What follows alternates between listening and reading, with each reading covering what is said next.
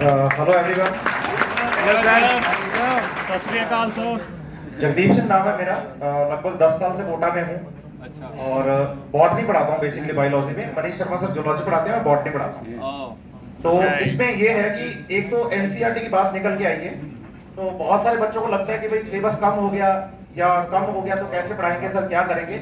तो आपको सबसे पहली चीज तो ये कि आप जो एनसीईआरटी आपके पास है कल क्लास में आते टाइम वही आपको लेके आनी है, नई खरीदने की जरूरत नहीं है। सबसे पहली इंपॉर्टेंट चीज तो यही है। और बिना एनसीईआरटी के बायोलॉजी की क्लास में कभी नहीं आना, ये दिमाग में डाल दो आप। पेन ना हो, पेंसिल ना हो, कॉपी ना हो, कोई काम चलेगा। मैं हूं उसके लिए, सर है उसके लिए, लेकिन बिना एनसीईआरटी के नहीं आना। एक चीज। दूसरा, कुछ पेरेंट्स भी साथ में यहाँ बैठे हैं, उनके लिए भी और बच्चों के लिए भी, दोनों के लिए एक मैसेज मेरी तरफ से जो आज तक मैंने फील किया है।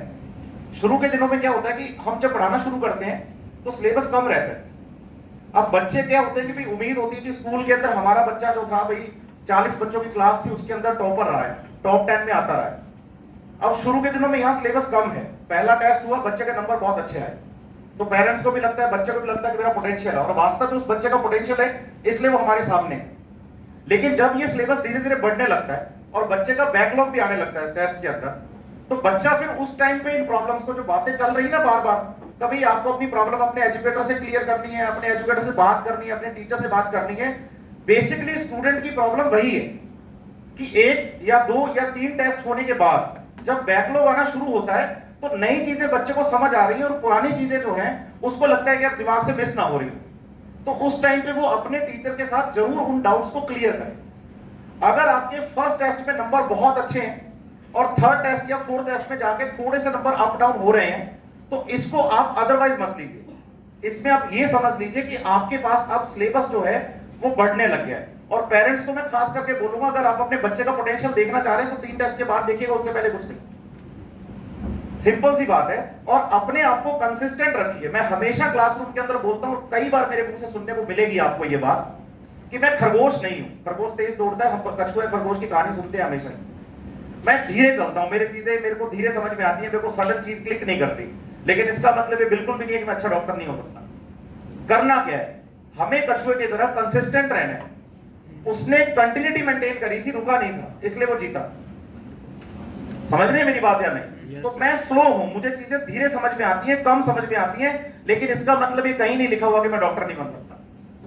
तो आपको अपने पोटेंशियल पर बिल्कुल भी शक नहीं करना। आप पे पोटेंशियल है तभी आप मेरी क्लास में है। इतना तो मैंने सीख लिया इतने सालों के अंदर कि ये बच्चा मेरे सामने तभी बैठेगा जब वो मेरे लायक होगा, या बच्चे के मैं लायक होगा।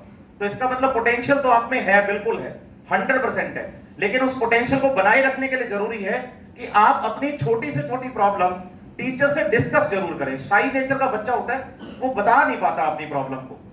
अब उसका भला कैसे होगा? एक बच्चा, जैसे मैं एक स्टूडेंट हूं क्लासरूम के अंदर, मुझे कोई बात समझ में नहीं आ रही टीचर की, तो मैं हैंड रेज करूंगा कि सर मुझे ये प्रॉब्लम है। लेकिन आप ये सोच के चलिए कि जो आपने एक प्रॉब्लम आपने पूछी है, वो आपने साथ में क्लासरूम के अंदर 10 से 15 बच्चों का और फायदा कर दिया। क्योंकि कुछ बच्चे ऐसे भी हैं जो उस प्रॉब्लम को नहीं पूछ पा रहे, लेकिन आपने वो प्रॉब्लम पूछ के उस बच्चे का फायदा कर दिया। इसलिए इन चीजों का, ये बातें बड़ी छोटी छोटी हैं, लेकिन है ऐसी कि आगे के लिए आपका जो फ्यूचर है वो शानदार हो जाएगा और आपका थोड़े दिनों के अंदर शाई नेचर भी चला जाएगा। तो ज्यादा टाइम ना लेते हुए बस इतनी बात बोलूंगा कि कल क्लास में आइए, मोस्ट वेलकम है, और आपको पढ़ाया जाएगा शानदार तरीके से। और जब दोबारा मिलेंगे हम यहाँ अनअकैडमी से जाने के बाद, तो व्हाइट एप्रिल में मिलेंगे, ये भी देखो।